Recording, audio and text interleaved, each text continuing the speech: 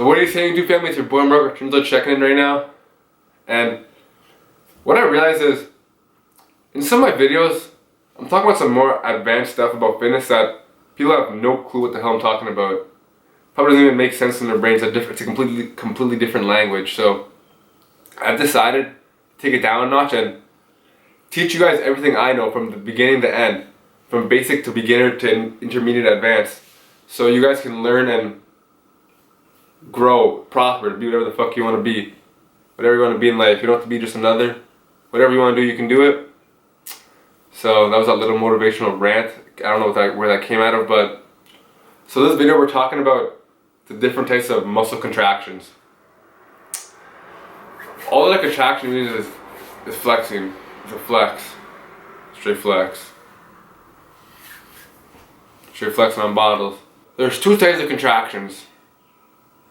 Isotonic contraction and an isometric contraction. So isometric contraction is when their tension is developed in the muscle, but the joint angle remains the same.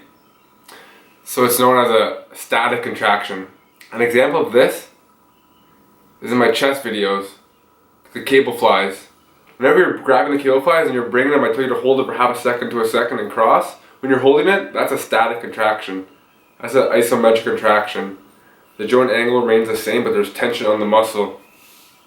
Another example of isometric contraction is you're at a wall and you're pushing against the wall. You pushing against the wall's not moving, but your muscles are still contracting. That's an isometric contraction. So next we have the isotonic contraction. An isotonic contraction involves the muscle developing tension to either cause or control joint movement. So it's either a concentric or eccentric contraction on the basis of whether the muscle is lengthening or shortening. What the fuck? How does a muscle lengthen or shorten? That doesn't even make sense. All I know is how to flex my arms like this, lift a dumbbell up, and bench press.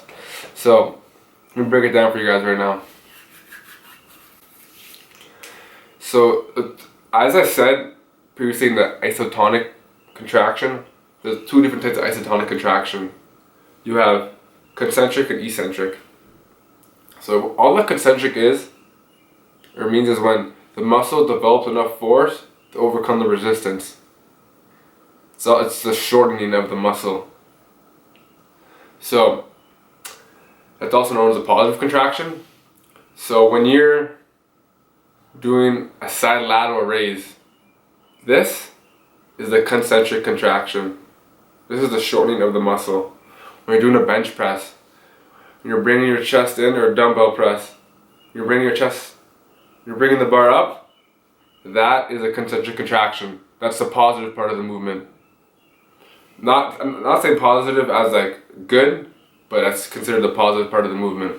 So next we have the eccentric contraction. Eccentric contraction is when the muscle gradually reduces the tension to control the descent of the resistance. This is also described as the negative contraction, the negative part of the movement. So when you're squatting and you're going down slow, that is a negative part of the movement. That's the eccentric contraction. That's the muscle lengthening. And then when you're bringing it back up in a squat, the muscle is shortening. That's a concentric contraction, as I was previously stated earlier.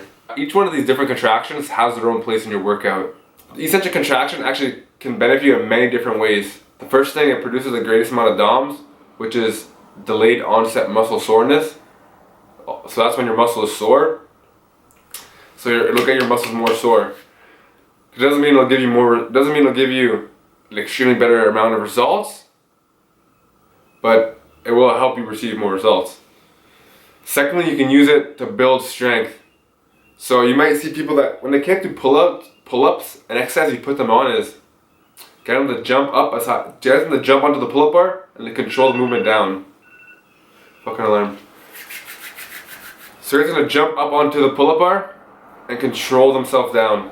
Eventually, over time, they're going to be able to build the strength to do an actual complete pull-up. Next, you can do this with any exercise: bench press, bicep curl, squat. Some of them are more dangerous than others, but you need a spotter. Say you can't bench 225. You can get your spotter to help you you actually using your strength to push up on the bar for the concentric part of the movement. You're pushing up, and then you control it down. You're going to slow down, tearing all the muscle fibers. You're going slow. That's the eccentric part of the contraction. And you got your spotter to help you. You push it back up. Control the eccentric part of the movement. Eventually that will build up the strength to be able to do 225 if that's what you can't do, but don't do that every single exercise of every single set of your workout. The concentric contraction, you're doing that every single workout. That's the main contraction being involved in your workout routines, the shortening of the muscle. So the isometric contraction was the joint angle remains the same. So examples of using this into your workout routine, what I personally do is, as I previously said also, when you're doing cable flies, you hold it for half a second to a second and squeeze your chest. Hold it for half a second and squeeze your chest at the end of the movement, top of the movement. For leg extensions, you do your leg extension and hold it for a second at the top and just squeeze. Hold it for a second at the top and just squeeze. That's a good example of using isotonic contraction or isometric contraction in your workout routine. Because each one of these contractions are very beneficial for building muscle and each have their own place in your routine. So that's it for the contraction video, family. I hope you enjoyed this video, and most importantly, hope you learned something. Also, if you enjoyed the video, hit the thumbs up. That green button helps a lot. Let me know what you enjoy seeing, what you don't enjoy seeing. Comment if you have any questions about anything. Or if you don't feel like you want to rate and comment, you want to privately message me, DM me, Insta, Facebook, fucking email me, mircotrunsofitness@gmail.com. If you want to make a video covering your question, I can do that as well. So let me know what you guys want to see. Most importantly, subscribe. Oh yeah, also, just released my Snapchat, so add me up on Snapchat, Trunzo, @Trunzo, Instagram, @Trunzo, Twitter, @Trunzo, and Facebook, official Trunzo. Hit them all up, like them all up, subscribe, like, fucking follow, whatever the hell there is. And that's to conclude the big up thing, family. So, hope you enjoyed this video. Peace for now. Ciao, family.